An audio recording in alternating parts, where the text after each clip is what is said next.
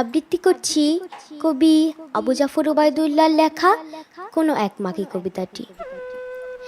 কুমড়ো ফুলে ফুলে নুয়ে পড়েছে লতাটা, সজনে ডাঁটায় ভরে গেছে গাছটা, আর আমি ডালের বড়ি শুকিয়ে রেখেছি।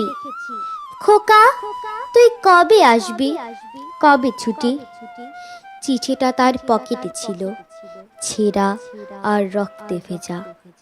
মাগো, ওরা বলে সবার কথা কেড়ে নেবে, তোমার কোলে শুয়ে গল্প শুনতে দেবে না।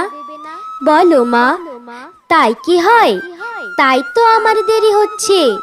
তোমার জন্য কথায় ঝুড়ি নিয়ে তবেই না বাড়ি ফিরবো। লক্ষ্মী মা, রাগ করো না, মাত্র তো আর কটা দিন। পাগল ছেলে, মা পড়ে আর হাসে। তোর উপরে রাগ করতে পারি? নারকেলের চিড়ে কোটে, উড়কি ধানের মুরকি ভাজে, এটা সেটা আরো কত কি, তার খোকা যে বাড়ি ফিরবে। ক্লান্ত খোকা। কুমড়ো ফুল শুকিয়ে গেছে, ঝরে পড়েছে ডাঁটা, পুঁইলতাটা নেতানো। খোকা এলি? ঝাপসা চোখে মা তাকায় উঠোনে উঠোনে, যেখানে খোকার সব শকুনিরা ব্যবচ্ছেদ করে।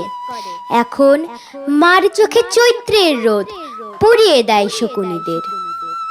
তারপর দাওয়ায় বসে মা আবার ধান ভানে, বিন্নি ধানের খই ভাজে।